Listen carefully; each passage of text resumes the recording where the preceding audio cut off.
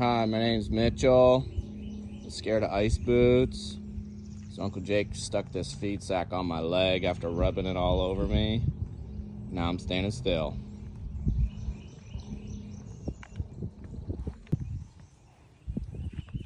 So now that we've got Mitchell standing still,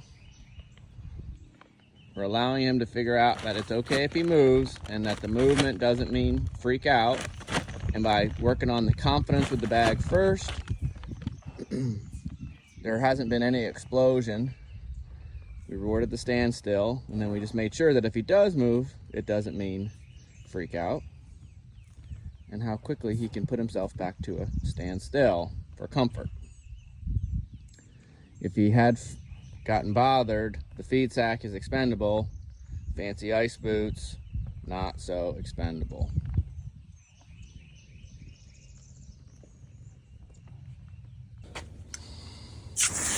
Okay, so here we are on the launch rack, working on sight, sound, and feel. So we got bothered by the confinement. Okay. Notice we're wrapped so it slides. He thought he could squeeze through this little space. That didn't work so great for his life. Okay. We have to be able to handle sound of the water, the feel of the water, and the confidence and yielding of the confinement now of being tied. So if he comes back from the show and needs to be tied in the stall and stand with the boots on, we need to not have meltdown. Right, Mitch? Now we got the leg in the bag. Or again, he could kick and fuss. Can't hurt the bag. We added sight, sound, and feel of all these things on top of the confinement, again, of being tied. But when we can yield to that confinement, gives us a shot at now helping him learn more confidence with the scenario of having the leg iced.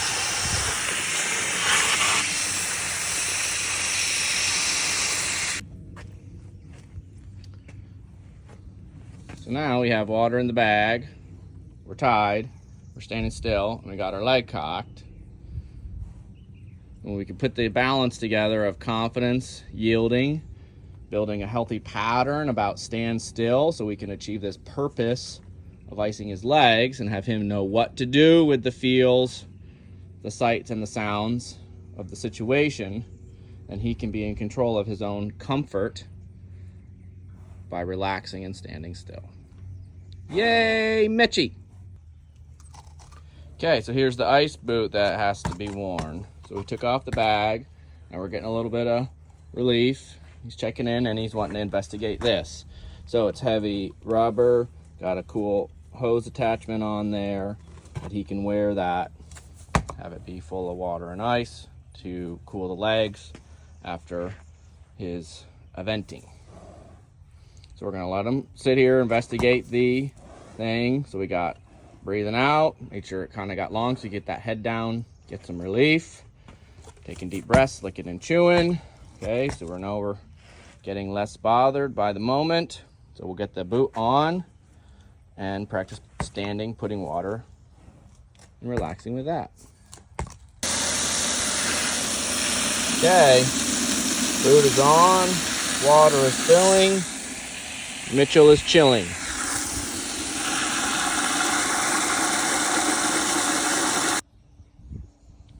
So now we have stand still, we have head going down, headed towards relaxation. And we would just have to repeat this process on the other foot. That way we can learn it's okay to wear the ice boots. Stand still is a good option. And really the root of all this was his confidence with the confinement, and then little bits of the stimulation of getting the boot on and the feel of that.